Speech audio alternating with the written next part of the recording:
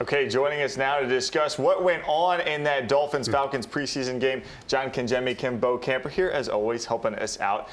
Guys, I really want to talk about each quarterback individually rather than the race itself. Bo, I'll start with you. Sure. Ryan Fitzpatrick, 2 for 5, just 20 yards. Didn't exactly look sharp out there, was running for his life a little bit. But what'd you take away from his couple series in there? Well, let's look at this. He got the better part of a quarter, not that many plays. You know, the offensive line protection a little rough, so he had to get out of the way a little bit. But beyond that, I think accuracy issues showed up with him. He had made a couple nice plays right out of the box, kind of got that offense moving. They end up with a field goal. Then after that, you start to see kind of balls going a little wayward, and I think that's the issue with him. It's just consistency. He's talked about it. He needs to be more consistent. Josh Rosen needs to be more consistent. I'll say this. I don't think that Fitzpatrick did anything to widen the gap between he and Rosen. In fact, he may have came back to Rosen a little bit. Right. Rosen had his struggles, but I think what we saw with Fitzpatrick is kind of who he is and what he is and what we may see more of going forward. But I think maybe the positive you take away from him is at least he seems sure of what he's doing. Well, look, he's been in the league for 15 years. He's been on a number of teams. He knows how to get a team into a huddle, get him out of the huddle, get him to the line of scrimmage, put some pressure. If he needs to speed things up, he can do all those types of things.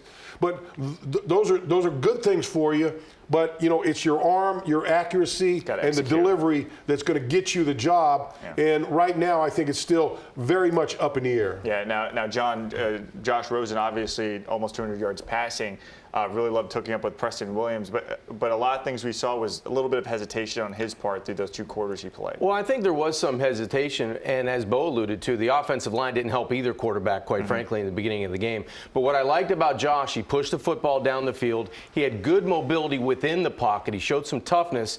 And he got better as the game went on. I think he took advantage of some of the matchups he saw outside with Preston Williams. I like the way he just cut it loose at times. So there's a lot of really good things. I didn't see any mechanical things. Now, he predetermined one pass on the pick. The ball had to go outside. It was dictated by coverage.